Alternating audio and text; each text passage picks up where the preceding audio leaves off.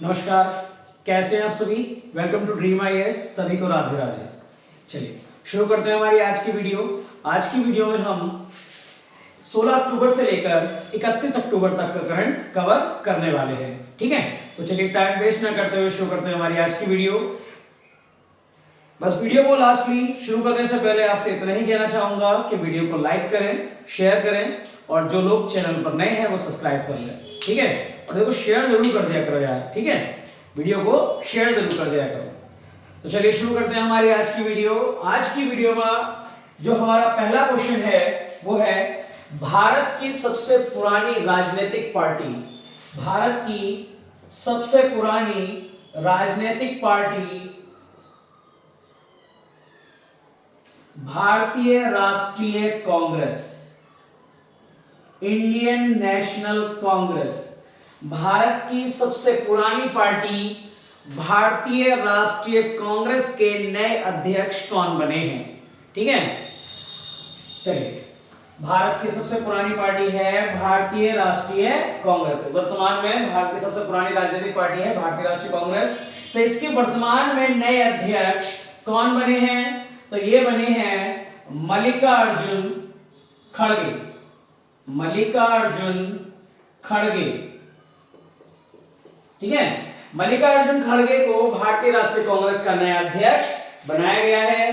ठीक है, इनकी अगर बात करें भारतीय राष्ट्रीय कांग्रेस की, तो भारतीय राष्ट्रीय कांग्रेस की स्थापना 28 दिसंबर 1885 को A.O. ह्यूम, एलन ऑक्टेरियन ह्यूम के द्वारा की गई थी। एलन ऑक्टेरियन ह्यूम के द्वारा की गई थी। कहां की गई थी भाई? बंबई में की गई थी। ठीक है, इंडियन नेशनल कांग्रेस की बात करें तो 28 दिसंबर 1885 को बंबई में A.O. ह्यूम के द्वारा इस पार्टी की स्थापना की गई थी। इस पार्टी के प्रथम अध्यक्ष कौन थे? इस पार्टी के प्रथम अध्यक्ष थे व्योमेश चंद्र बनर्जी। WC बनर्जी, व्योमेश चंद्र बनर्जी। अगर बात करें कि इस पार्टी के पहले ब्रिटिश अध्यक्ष कौन थे, इस पार्टी के पहले ब्रिटिश अध्यक्ष कौन थे, तो वो थे जॉर्ज यूले। कौन थे? George Yule. इस पार्टी के पहले मुस्लिम अध्यक्ष कौन थे? पहले मुस्लिम अध्यक्ष कौन थे, तो वो थे बदरुद्दीन तैयब जी। बदरुद्दीन तैयब जी। इस पार्टी की पहली महिला अध्यक्ष कौन थी? पहली महिला अध्यक्ष कौन थी, तो वो थी एनी बेसेंट। कौन? Annie Besant. इस पार्टी की पहली भारतीय महिला अध्यक्ष कौन थी? पहली भारतीय महिला अध्यक्ष कौन थी भाई? सरोजिनी नायडू। सरोजिनी नायडू। अच्छा, हाल ही में एक क्वेश्चन पूछा गया है कि कांग्रेस के सबसे युवा अध्यक्ष कौन थे?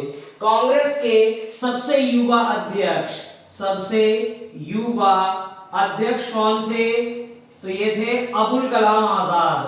अबुल कलाम आजाद। ठीक है, कांग्रेस पार्टी की बात करें तो इसकी स्थापना 28 दिसंबर 1885 को हुई थी, बंबई में हुई थी एलन ऑक्टेरियन ह्यूम यानी कि A.O. ह्यूम के द्वारा। इसके पहले अध्यक्ष व्योमेश चंद्र बनर्जी थे, पहले ब्रिटिश अध्यक्ष जॉर्ज यूले, पहले मुस्लिम अध्यक्ष बदरुद्दीन तैयब जी, पहली महिला अध्यक्ष एनी बेसेंट, पहली भारतीय महिला अध्यक्ष सरोजिनी नायडू, सबसे कम उम्र के अध्यक्ष कौन थे? अबुल कलाम आजाद। और वर्तमान में अध्यक्ष कौन बने हैं? मल्लिकार्जुन खड़गे। क्लियर? चलिए, महात्मा गांधी केवल एक ही बार इसके अध्यक्ष बने थे कांग्रेस के, 1924 के बेलगांव अधिवेशन में। ठीक है, आगे बात करें भाई। अगला क्वेश्चन है हमारा, अच्छा हाँ, जो इनका जो चुनाव हुआ है मल्लिकार्जुन खड़गे का, ठीक है, तो कांग्रेस का अध्यक्ष बनने के लिए इनके अपोजिट में कौन था, इनके विपक्ष में कौन था भाई? तो इनके विपक्ष में थे शशि थरूर। कौन थे भाई?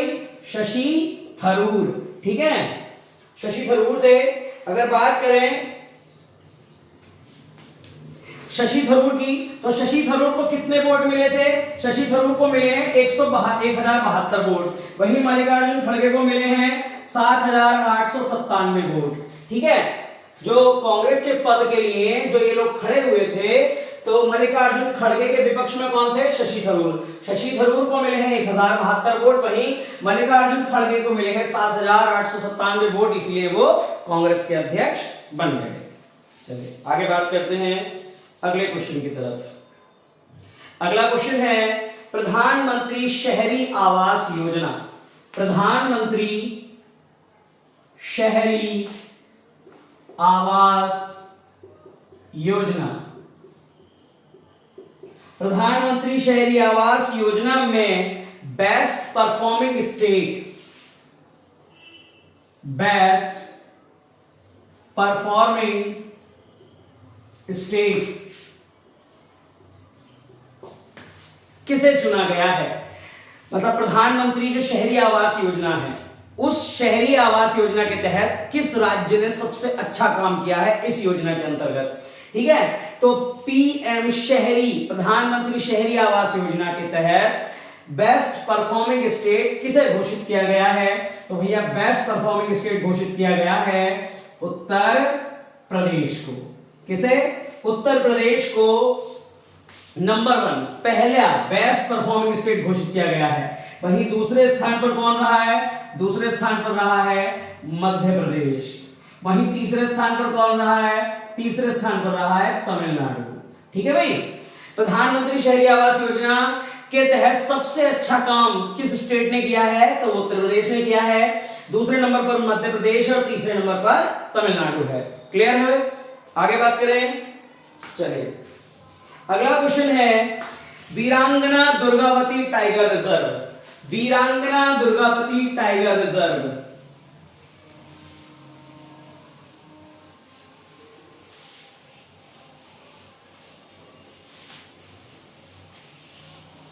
हाँ, वीरांगना दुर्गावती टाइगर रिजर्व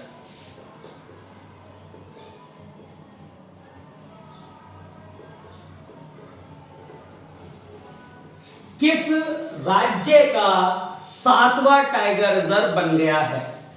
वीरांगना दुर्गावती टाइगर रिजर्व किस राज्य का 7वां टाइगर रिजर्व घोषित हुआ है? ठीक है, तो क्वेश्चन है आपका वीरांगना दुर्गावती टाइगर रिजर्व किस राज्य का 7वां टाइगर रिजर्व घोषित हुआ है? तो भैया ये मध्य प्रदेश का। मध्य प्रदेश में एक नया टाइगर रिजर्व बन गया है जिसका नाम है वीरांगना दुर्गावती टाइगर रिजर्व। और ये जो टाइगर रिजर्व बना है, ये कौन से नंबर का टाइगर रिजर्व बना है भाई? ये 7वें नंबर का बना है। कौन से नंबर का? 7वें नंबर का। इसका मतलब इससे पहले 6 बन चुके हैं। वो कौन कौन से हैं?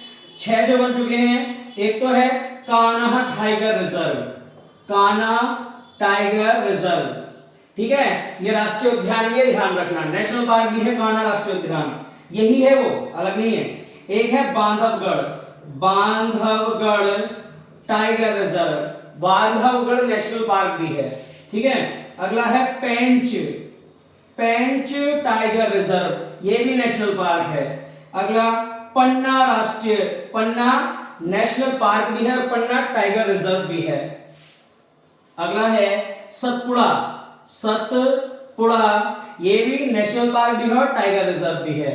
ठीक है, इसी के साथ साथ अगला और लास्ट है संजय राष्ट्रीय उद्यान, संजय नेशनल पार्क और संजय टाइगर रिजर्व। तो बात यह है कि मध्य प्रदेश में टोटल कितने थे? पहले टोटल 6 थे। अब कौन सा बन गया है 7वां? वीरांगना Durgavati tiger reserve. Tiger reserve भी है ये, साथ ही साथ नेशनल पार्क्स भी हैं। ठीक है, साथ ही साथ नेशनल पार्क भी हैं। ठीक है, मध्य प्रदेश में टोटल 14 नेशनल पार्क्स हैं। ठीक है, तो उसमें से 7 तो आपके अब यही हो गए। क्लियर, जो कि टाइगर रिजर्व की हैं। मध्य प्रदेश की बात करें तो भैया मध्य प्रदेश की राजधानी है भोपाल। मध्य प्रदेश के सीएम हैं शिवराज सिंह चौहान, जो कि बीजेपी पार्टी से हैं, और मध्य प्रदेश के गवर्नर हैं छगन भाई मंगू भाई पटेल। ठीक है, मध्य प्रदेश के गवर्नर हैं छगन भाई मंगू भाई पटेल, और जो सीएम है वो है शिवराज सिंह चौहान, बीजेपी की पार्टी से। आगे बात करें, चलिए अगला क्वेश्चन है हमारा अंतर्राष्ट्रीय आपराधिक पुलिस संगठन, अंतर्राष्ट्रीय आपराधिक पुलिस संगठन, जिसको हम इंग्लिश में इंटरपोल के नाम से भी जानते हैं, इंटरपोल। ठीक है, जैसे हर राज्य की अपनी पुलिस होती है, हर देश की अपनी पुलिस होती है, ऐसे ही एक सभी देशों के लिए एक अलग से पुलिस होती है, अंतरराष्ट्रीय, इंटरनेशनल पुलिस। ठीक है, जिसको हम कहते हैं अंतरराष्ट्रीय आपराधिक पुलिस संगठन, इंग्लिश में इसको कहते हैं इंटरपोल।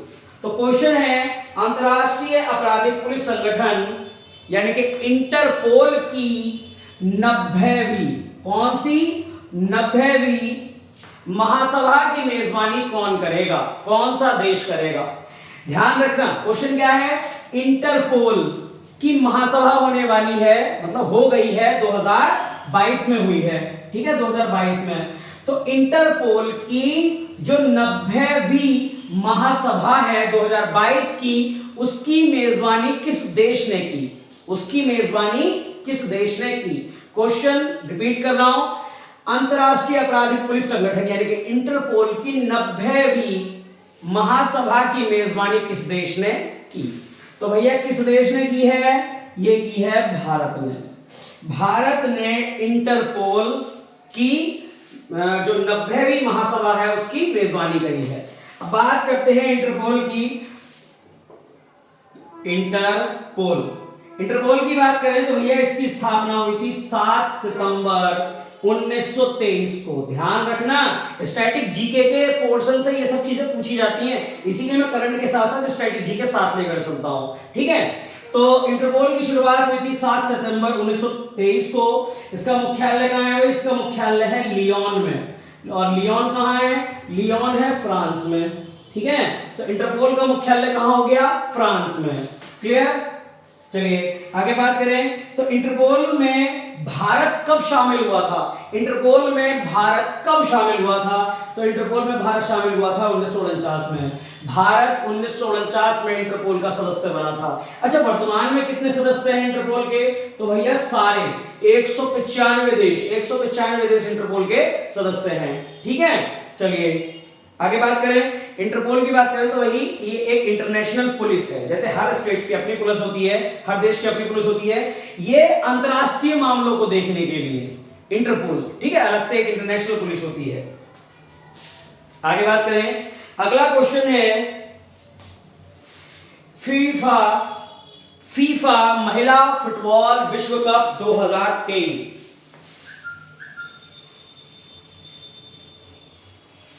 फीफा महिला फुटबॉल विश्व कप 2023, महिला फुटबॉल विश्व कप 2023 की मेजबानी कौन सा देश करेगा? की मेजबानी कौन सा देश करेगा? फीफा महिला फुटबॉल चैंपियनशिप 2023। देखो, फुटबॉल को कौन ऑर्गेनाइज कराता है? सबसे पहली ये बात, कौन ऑर्गेनाइज कराता है? जैसे क्रिकेट को ऑर्गेनाइज कराता है कौन? बीसीसीआई भारत लेवल पर और आईसीसी इंटरनेशनल लेवल पर। ऐसे ही इंटरनेशनल लेवल पर फुटबॉल का आयोजन कौन कराता है? फीफा। कौन सी फुटबॉल की बात चल रही है? भैया महिला फुटबॉल की बात चल रही है, उसमें भी कौन सा कप? विश्व कप। तो फीफा महिला फुटबॉल विश्व कप 2023 की मेजबानी कौन सा देश करेगा? तो भैया फीफा महिला फुटबॉल विश्व कप 2023 की जो मेजबानी है वो करेगा ऑस्ट्रेलिया। ऑस्ट्रेलिया और न्यूजीलैंड। ठीक है, ये दोनों देश मिलकर फीफा महिला फुटबॉल विश्व कप 2023 की मेजबानी करेंगे। ठीक है भाई, चलिए अब बात करते हैं फीफा की। हाँ, इस बार जो संस्करण होगा वो कौन सा संस्करण होगा? इस बार 9वां संस्करण होगा, ये ध्यान रखना। ठीक है, फीफा महिला फुटबॉल विश्व कप 2023 का 9वां संस्करण होने जा रहा है 2023 में, जिसकी मेजबानी करेंगे। कहां होगा मेजबानी, मतलब कहां होगा ऑस्ट्रेलिया और न्यूजीलैंड में। ठीक है, बात करते हैं फीफा की। तो फीफा की स्थापना हुई थी 21 मई 1904 को। 21 मई 1904 को फीफा की स्थापना हुई थी। इसका मुख्यालय कहां है भाई? इसका मुख्यालय है पेरिस, फ्रांस में। पेरिस, फ्रांस में इसका मुख्यालय है। फीफा की फुल फॉर्म क्या है? Federation international day football association. Federation inter national day football association. Football association, ठीक है।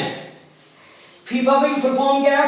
फीफा की फुल फॉर्म है federation international day football association. इसकी स्थापना हुई थी 21 मई 1904 को। इसका मुख्यालय पेरिस, फ्रांस में है। जो महिला फुटबॉल विश्व कप 2023 का ऑर्गेनाइजेशन कराने वाला है ऑस्ट्रेलिया और न्यूजीलैंड में, जिसका संस्करण होगा 9वां संस्करण। ठीक है भाई, चलिए आगे बात करते हैं। अगला क्वेश्चन है, इंपॉर्टेंट क्वेश्चन है बहुत ज्यादा।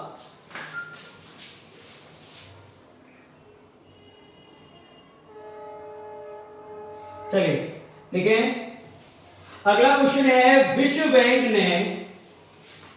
बैंक ने सिंधु जल संधि को लेकर भारत और पाकिस्तान के बीच, विश्व बैंक ने सिंधु जल संधि को लेकर भारत और पाकिस्तान के बीच किन विद्युत परियोजनाओं की शुरुआत की है?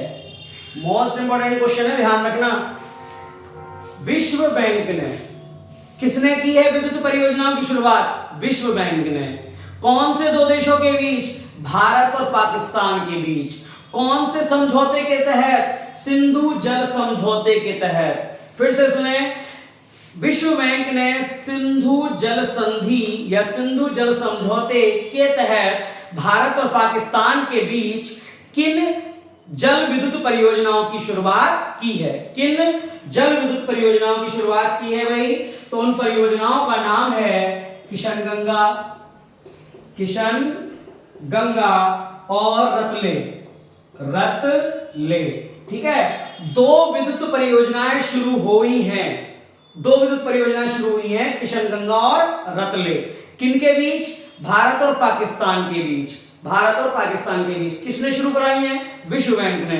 कौन से समझौते के तहत? सिंधु जल संधि, ठीक है, समझौते के तहत।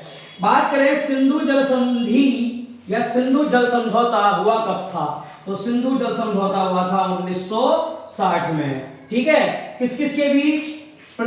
उस समय के प्रधानमंत्री पीटी नेहरू के बीच, पंडित नेहरू और पाकिस्तान के राष्ट्रपति अयूब खान के बीच।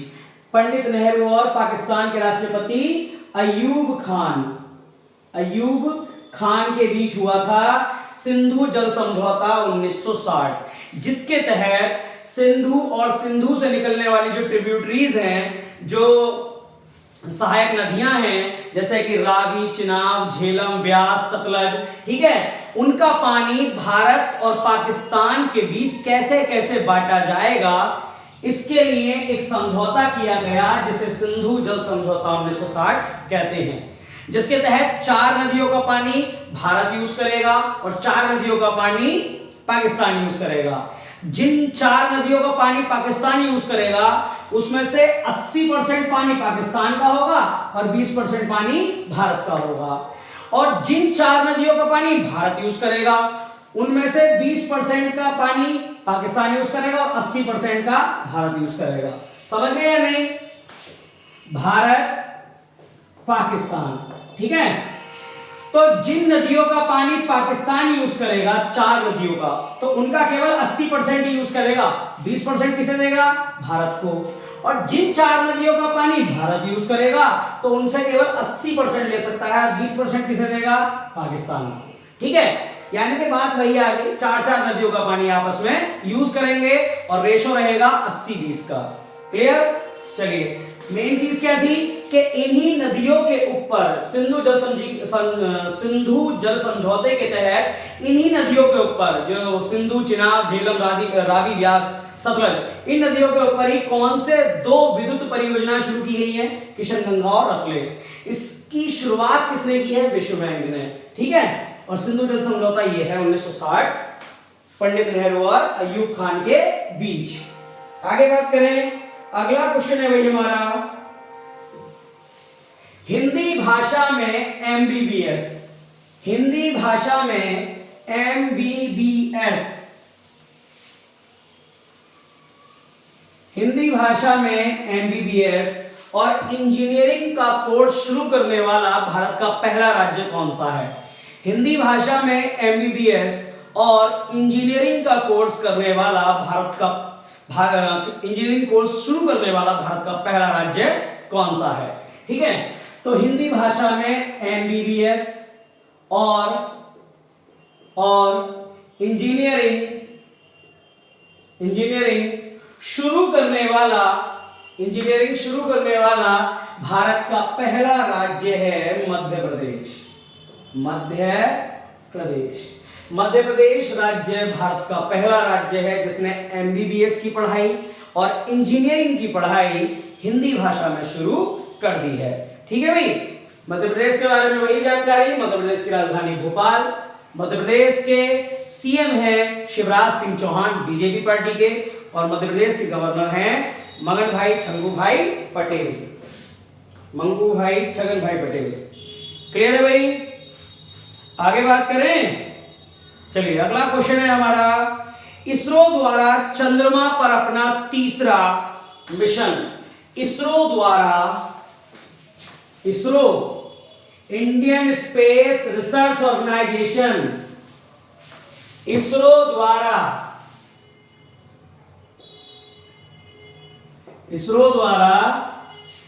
चंद्रमा पर अपना तीसरा मिशन चंद्रयान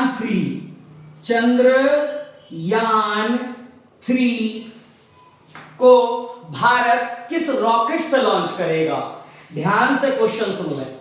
इसरो द्वारा अपना तीसरा चंद्रमा मिशन चंद्रयान 3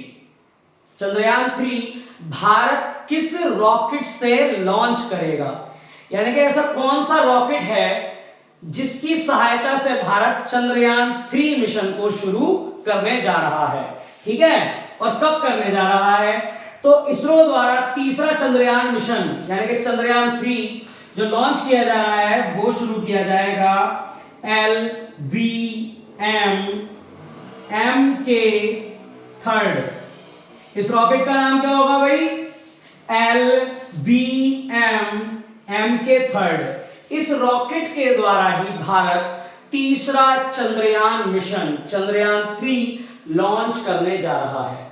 ठीक है भाई, आगे बात करें, LVM का मतलब होता है लॉन्च व्हीकल मार्क,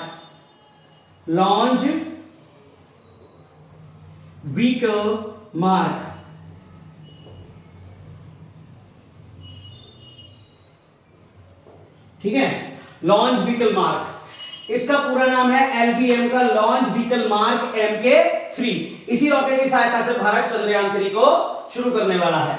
अच्छा, ये कौन सा मिशन है? तीसरा मिशन है। तो भारत का पहला चंद्रयान मिशन और दूसरा चंद्रयान मिशन कब हुआ था? तो भारत का पहला चंद्रयान मिशन था 22 अक्टूबर 2008 को। कब शुरू हुआ था भाई? भारत का पहला चंद्रयान मिशन चंद्रयान प्रथम कब शुरू हुआ था? 22 अक्टूबर 2008 को। और चंद्रयान 2 ये कब शुरू हुआ था? ये हुआ था 22 जुलाई 2009 को। ठीक है, 22 जुलाई 2009 को। पहला वाला सफल रहा था, दूसरा वाला असफल हो गया था। पहला वाला सफल रहा था, दूसरा वाला असफल हो गया था। अच्छा, ये चंद्रयान 3 लॉन्च होने वाला है भैया, ये कब होगा? तो ये होगा जून 2023 में। जून 2023 में लॉन्च होगा चंद्रयान 3। कौन से रॉकेट से? लॉन्च व्हीकल मार्क्स MK3 से। ठीक है भाई, आगे बात करें। चलिए, बाकी इसरो के बारे में आपको पता ही है, इसरो की स्थापना 1969 को हुई थी। इसरो यानी कि space research, Indian space research organisation. ठीक है, और इसके जो संस्थापक थे वो विक्रम साराभाई थे। विक्रम साराभाई थे। ठीक है, चलिए आगे बात करें। अगला क्वेश्चन है, भारतीय मूल के पहले ब्रिटिश प्रधानमंत्री कौन बने हैं? भारतीय मूल के पहले ब्रिटिश प्रधानमंत्री कौन बने हैं? भारतीय मूल का मतलब कहीं ना कहीं उनका संबंध भारत से है, चाहे उनके पिता, चाहे उनकी माता, ठीक है, या कोई अन्य जैसे दादा वगैरह, वो भारत के रहे होंगे। ठीक है, वो भारत के रहे होंगे, तो वो क्या कहलाएंगे? वो भारतीय मूल कहलाएंगे। तो भारतीय मूल के पहले ब्रिटिश प्रधानमंत्री कौन बने हैं? यानी कि जिस देश ने हमारे ऊपर 200 साल राज किया, उस देश में भारतीय मूल का ही कोई व्यक्ति अब प्रधानमंत्री बन चुका है। ठीक है, प्रधानमंत्री बन चुका है। तो कौन है भाई? वो है ऋषि सुनक।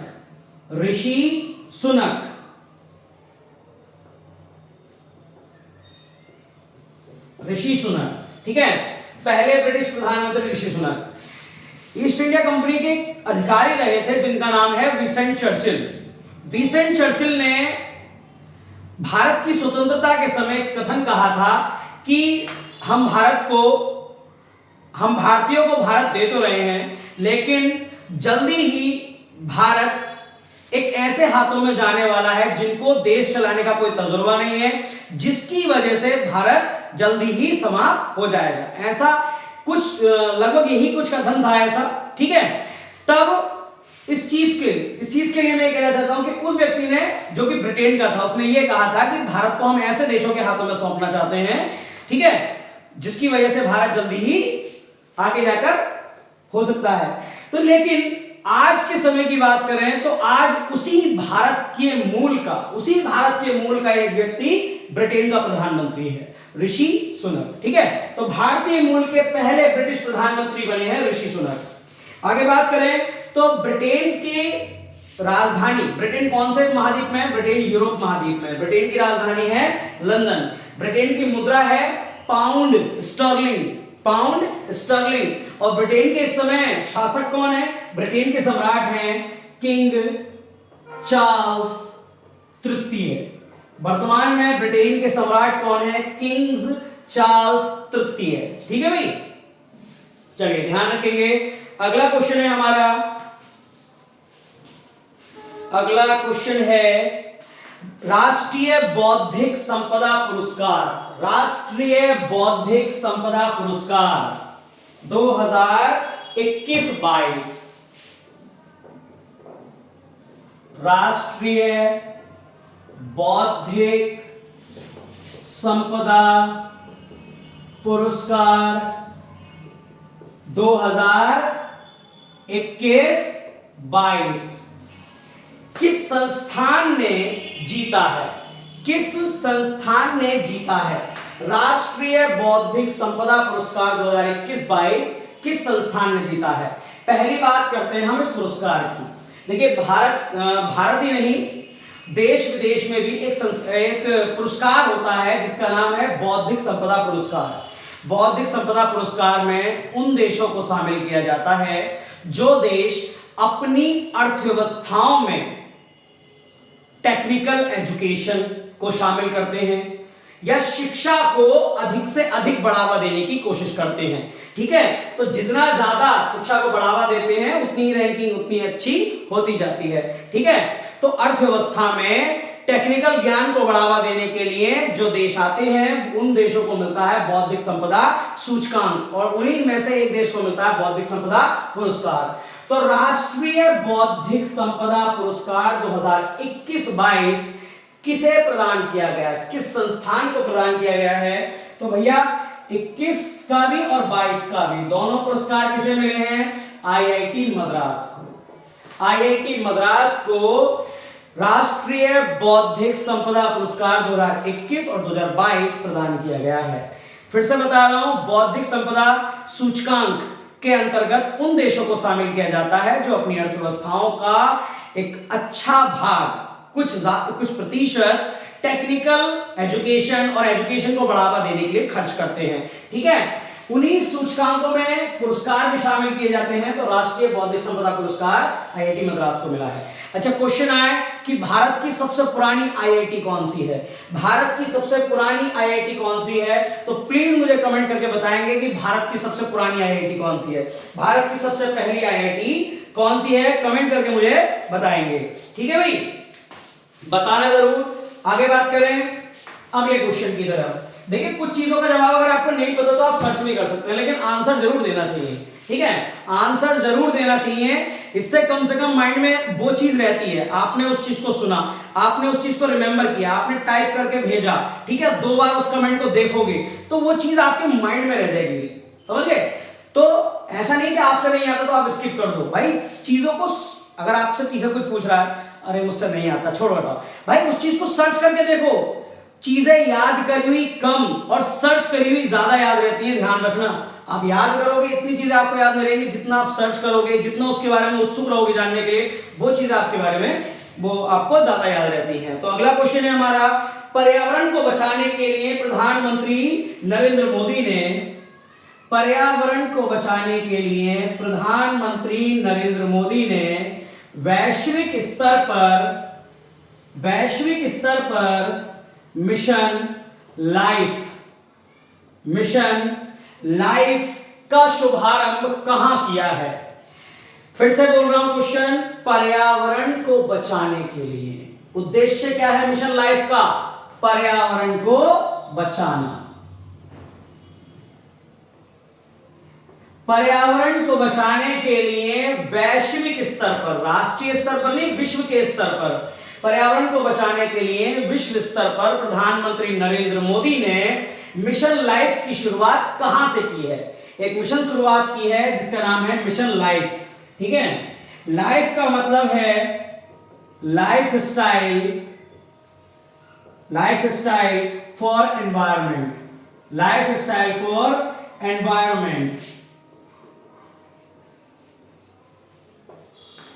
ठीक है, जो मिशन लाइफ चलाया है इसकी फुल फॉर्म है लाइफ स्टाइल फॉर एनवायरमेंट। ठीक है, तो पर्यावरण को बचाने के लिए प्रधानमंत्री नरेंद्र मोदी ने वैश्विक स्तर पर मिशन लाइफ की शुरुआत कहां से की है भाई? तो ये शुरुआत की है केवड़िया गुजरात से। कहां से की है? केवड़िया गुजरात से। केवड़िया गुजरात से नरेंद्र मोदी ने वैश्विक स्तर पर मिशन लाइफ की शुरुआत की है, जिसका उद्देश्य है पर्यावरण को बचाना। ठीक है भाई, चलिए अगला क्वेश्चन है, ग्राहकों को सुरक्षा निवेश की सुविधा प्रदान करने के लिए, ग्राहकों को सुरक्षा निवेश यानी कि इन्वेस्टमेंट सिक्योरिटी, जब हम अपना पैसा जमा करते हैं किसी भी बैंक में, तो एक मन में कहीं ना कहीं वहम ना आए कि भाई हमारा पैसा डूब गया तो, बैंक जल गई तो, बैंक लुट गई तो हमारा पैसे का क्या होगा? तो वो क्या है? Investment security. आप इन्वेस्ट कर रहे हो, उसके प्रति आपके लिए क्या सिक्योरिटी है? ठीक है, तो ग्राहकों को सुरक्षा निवेश की सुविधा उपलब्ध कराने के लिए किस जीवन बीमा कंपनी ने धन वर्षा नामक योजना की शुरुआत की है? कौन सी योजना की शुरुआत की है भाई? धन वर्षा। फिर से बोल रहा हूं, ग्राहकों को सुरक्षा निवेश की सुविधा उपलब्ध कराने के लिए किस जीवन बीमा कंपनी ने धन वर्षा नामक एक योजना की शुरुआत की है? तो भैया किस जीवन बीमा कंपनी ने?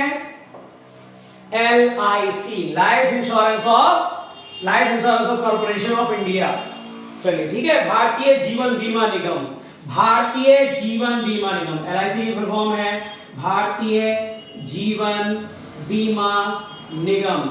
तो भारतीय जीवन बीमा निगम या LIC ने शुरुआत की है धन वर्षा योजना की, जिसके तहत आप अगर LIC में अपना पैसा लगाएंगे तो आपको एक सिक्योरिटी प्रोवाइड कराई जाएगी कि भैया आपका पैसा बर्बाद नहीं होगा, डूबेगा नहीं। ठीक है। एलआईसी की बात करें तो एलआईसी की स्थापना 1 सितंबर 1956 को हुई थी। इसका मुख्यालय मुंबई में है। इसका मुख्यालय कहां है? मुंबई में। और इसके अध्यक्ष कौन है? M R Kumar. कौन है भाई?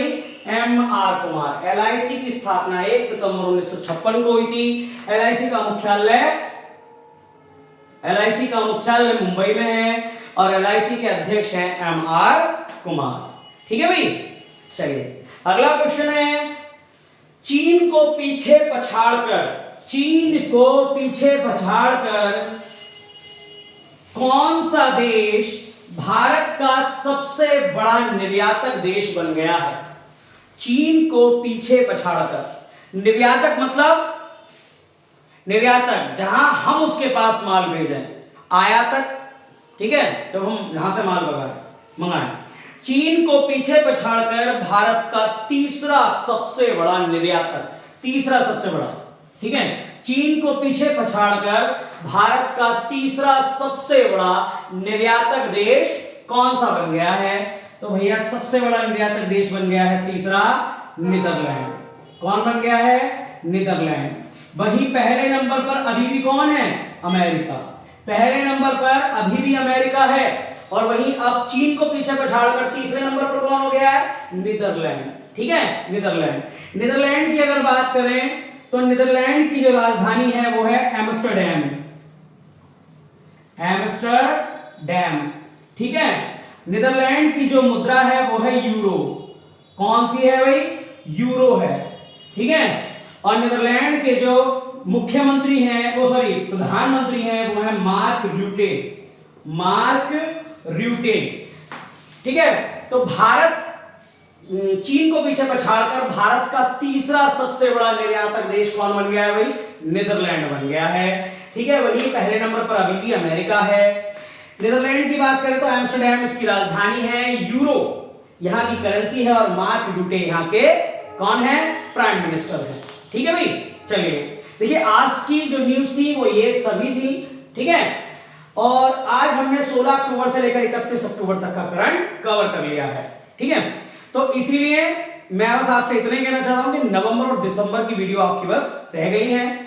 जितना मैंने 2022 का करंट कवर कराया है ना, बस आप विश्वास करके, बिलीव करके आप केवल इतना ही करंट कर लीजिए, बहुत है। कभी कभी कुछ बच्चे कहते हैं कि भाई कौन सी मैगजीन लें करंट करने के लिए, तो मैं गारंटी देता हूं मैगजीन से आप कभी करंट कवर नहीं कर सकते। और मैगजीन से अगर आपको करंट कवर करना है ना तो एक थोड़ा सा एक्सपीरियंस होना चाहिए आपके पास कि कितना करंट मेरे लिए आवश्यक है, कितना नहीं, जो कि आपको अभी अगर आप शुरुआती दौर है तो अभी आपको नहीं पता होगा, क्योंकि मैगजीन में बहुत डिटेल से दिया होता है, बहुत सारी न्यूज दी होती है। ठीक है। उसमें से क्या आपके लिए इंपॉर्टेंट है और कितना आपके लिए इंपॉर्टेंट है ये आपको पता होना चाहिए। तो इसलिए मैगजीन के पीछे ना पड़े। ठीक है। जितना मैंने करंट कवर कराया है उतना बहुत है और जैसे जैसे मैंने कराया उतना ही काफी है। तो इसीलिए बस आज के लिए बस इतना ही। वीडियो को लाइक करें, शेयर करें और चैनल को सब्सक्राइब कर लें और कमेंट करके जरूर बताया करें वीडियो कैसी लगी। Thanks for watching. सभी को राधे राधे, जय हिंद।